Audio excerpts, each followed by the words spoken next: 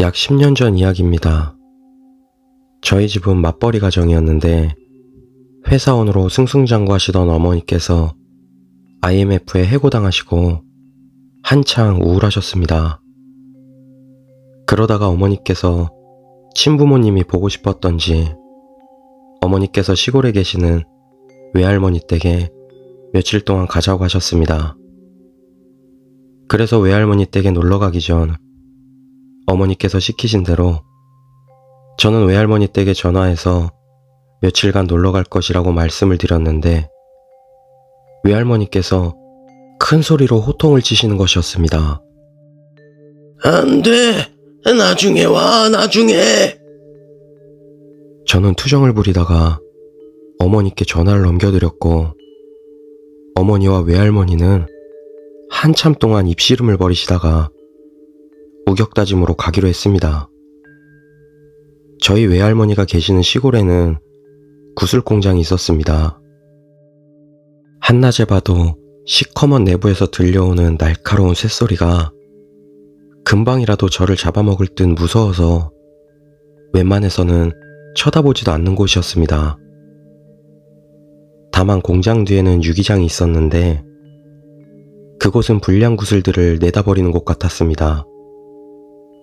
대부분 파란색으로 크기도 천차만별에 금이 간 것도 있고 모가진 것도 있었는데 저는 어째 동그란 구슬들보다 불량 구슬들이 더 좋았습니다. 때때로 용기를 내서 재빨리 마음에 드는 불량 구슬들만 골라 가져올 때도 있었지만 그건 정말 가끔이었습니다. 외할머니 댁에 도착하고 나서 문득 구슬들이 생각났습니다. 저는 토요일이라서 공장에 아무도 없을 거라 생각했기에 구슬들을 가지러 몰래 집에서 나왔습니다. 예상대로였습니다. 토요일이라 공장에는 아무도 없는지 기계 돌아가는 소리도 전혀 나지 않았습니다. 공장을 쭉 돌아 상태가 좋지 않은 울타리를 넘으니 평생 모아도 못 모을 정도의 구슬들이 쌓여 있었습니다. 이미 공장으로 오는 동안 날이 조금씩 흐려지고 있었고 유기장에 도착했을 즈음에는 큼직큼직한 구름들이 햇빛을 가리고 있어서 저는 다급한 마음으로 불량 구슬들을 헤쳤습니다. 20분이 넘도록 찾았지만 결국 제 마음에 들 정도로 불량한 구슬은 하나도 찾지 못했고 날이 으슥해지고 있어서 저는 얼른 울타리를 넘어 공장을 돌아 마을로 돌아가기 시작했습니다.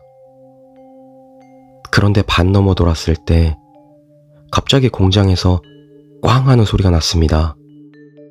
저는 화들짝 놀라 말 그대로 그 자리에 주저앉아 버렸고 기계가 작동하기 시작할 때 나는 윙 소리가 나더니 이윽고 그 소름 끼치는 묵직한 쇳소리가 거인이 다가오는 소리처럼 또렷하게 들렸습니다.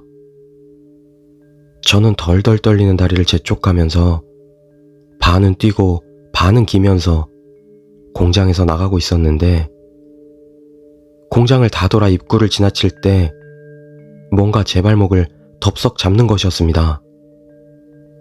이윽고 제 뒤에 선 사람 신음소리가 들렸고 제 발목을 잡은 그것은 점점 발목을 억세게 조여왔습니다. 저는 안간힘을 쓰며 거친 돌바닥을 긁어대면서 발버둥 쳤고 발목을 끊어버릴 듯 했던 그것은 제 슬리퍼만 가져가 버렸습니다. 저는 정신없이 울면서 집으로 돌아왔는데 흙투성이가 된 저를 보신 외할머니와 어머니는 기겁을 하시며 저를 닦아주셨습니다. 그제서야 알게 되었지만 외할머니와 어머니께서 놀란 이유는 제가 흙투성이어서가 아니었습니다. 제 발목에 피투성이로 잡은 듯한 손자국들이 남아있었기 때문이었습니다. 이윽고 할머니께선 저에게 무슨 일이 있었는지 물으셨고 저는 구슬 공장에 갔던 이야기를 했습니다. 그 뒤 할머니께선 구슬 공장에 대한 이야기를 해주셨습니다. 마을에 있던 구슬 공장은 세워진 지 몇 년 안 된 공장이었다고 합니다. 아이들을 겨냥한 구슬이라는 제품으로 나쁘지 않은 성장을 거듭하고 있었는데 IMF 이후로 나날이 실적이 나빠지고 있었다고 합니다. 헌데 공장을 운영하는 공장장에게 늦둥이 딸이 있었다고 합니다.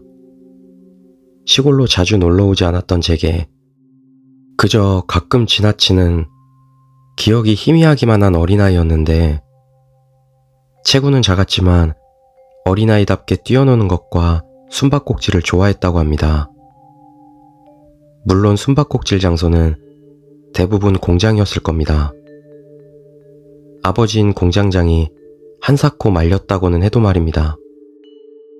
하지만 위험한 공장에서 숨바꼭질을 한 건 정말 실수였습니다.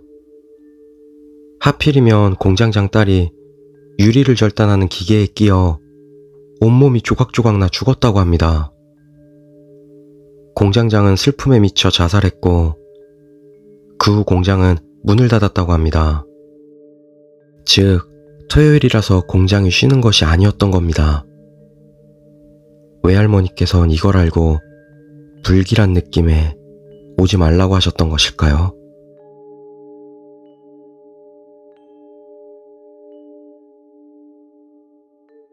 두 번째 이야기, 한쪽 다리.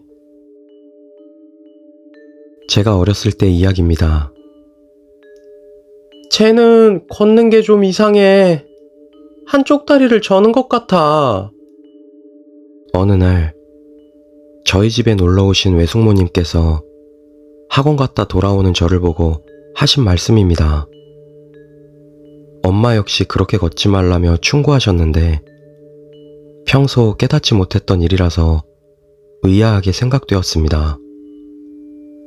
가끔 무릎이 아파 신경 쓰다 보니 걸음걸이가 이상하구나 라고 생각된 적은 있었지만 엄마가 어린 것이 무릎 아프다고 하면 잔소리 하실까 크게 신경 쓰지 않았었기 때문입니다. 얼마 후 엄마는 외숙모와 함께 점집에 가셨습니다. 제 문제 때문에 가신 건 아니었지만 집안 문제를 말씀하시다 보니 제 이야기도 하시게 되었나 봅니다.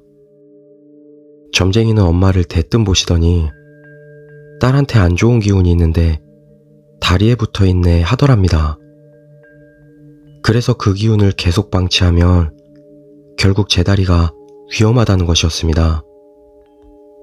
그런 이야기를 듣고 나니 저는 등골이 오싹해졌습니다. 거리를 지날 때면 쇼윈도에 비치는 모습을 보곤 했었는데 어느 날인가 제 다리에 끌려다니는 여자아이를 보았기 때문입니다. 전 아직도 무표정한 얼굴로 절 쳐다보던 그 여자아이를 잊을 수가 없습니다.